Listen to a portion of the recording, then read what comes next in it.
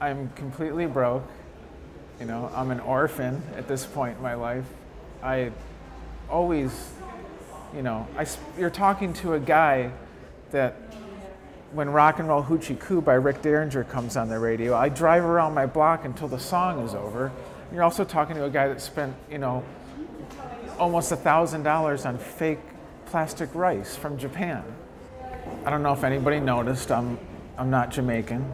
I grew up listening, you know, to the Cars and the Tubes and David Bowie and Alice Cooper.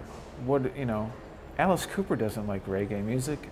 I've heard him personally say that. So, I mean, somewhere along the way I took these different paths, but that's what probably is different, and for lack of a better term, side project, you know. And I also tried to choose some music that I could do for the rest of my life that isn't youth-based. And I was like, oh, I could play, you know, these reggae instrumentals when I'm, you know, 80 years old. Very long hours of no results, right?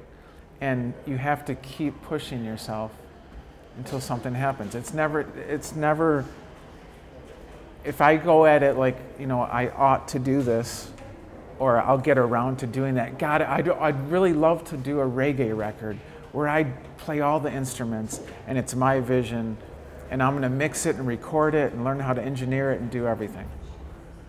That's gonna take there's a lot of lonely hours in there of no results. But then the occasional, I think I have a bass line, or I think I have an organ part, or I think I like that rhythm. So, but those times there's a lot fewer of those than the in-between hours of what seems like you're accomplishing nothing. and why am I doing this to myself? My name is Christopher Fachini, and the name of the piece is Chungking House of Metal.